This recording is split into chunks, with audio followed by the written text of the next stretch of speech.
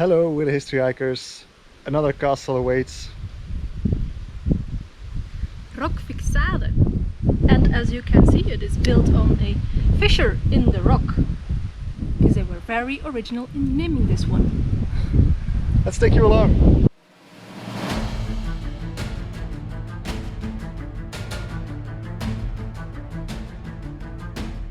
In the 11th century, a castle was built on top of the limestone spur by the lords of Payès. In 1205, the castle changed hands to Raymond de Péray through marriage. Raymond also owned the famous Cathar castle of Montségur, which is only 10 kilometers away. We gave Montségur the full history hikers treatment over a year ago. Check the video in the top right or the description.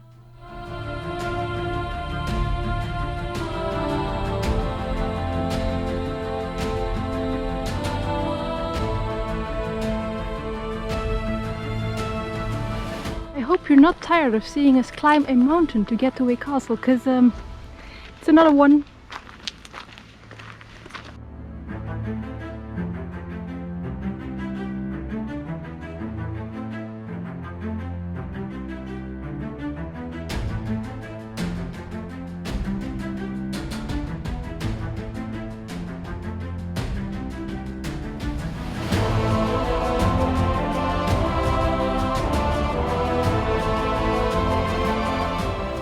With the strong ties to Montségur, we sort of expect fireworks during the Albigensian Crusade. The castle was home to many Cathar refugees during the wars, and even though the town was razed by crusaders in 1212, the castle itself did not see any real action.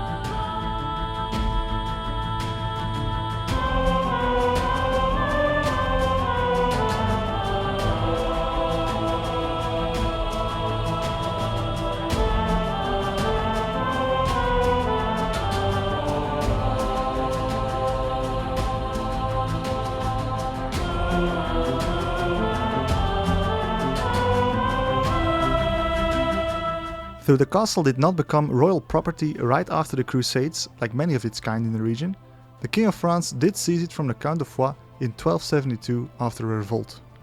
With the castle in royal hands, the king ordered it rebuilt to help in the defense of the kingdom against invasions from the south.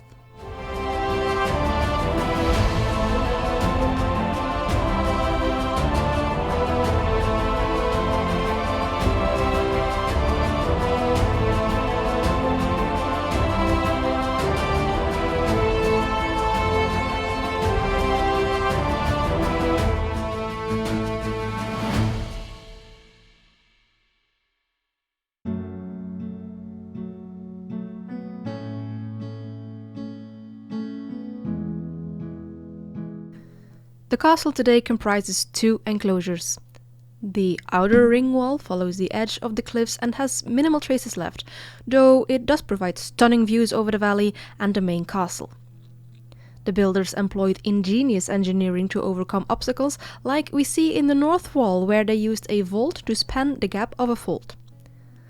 Sadly, it's forbidden to access the main castle these days, as the chances of receiving a stone to the face are too great.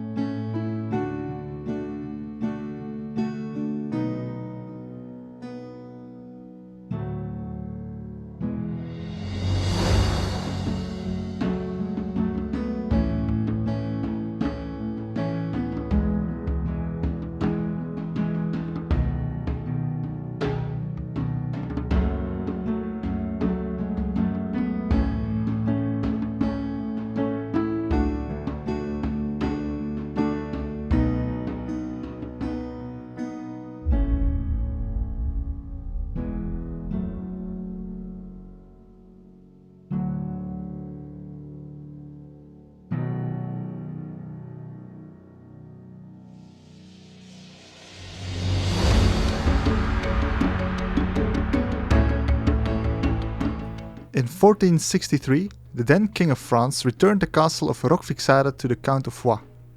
Over the next century, various alterations would be made to the castle until Louis XIII ordered its destruction in 1632 after an uprising of the Languedoc.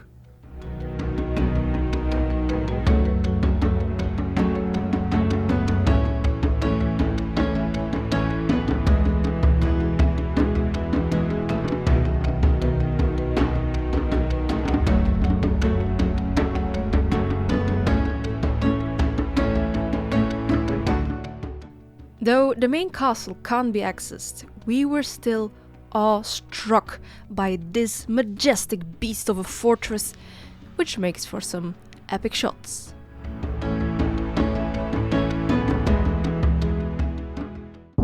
Let's continue on with the arbitrary subjective castle score. You first. Me first. Well, I think this one deserves a 6. There is a lot of potential to be a really cool castle, but we just can't visit it. I'm gonna go for 6.5. Even from the outside, it's very fancy, the donjon. And one can only hope one day they restore it like a Queribus or Peripetus, let's say. Thank you so much for watching.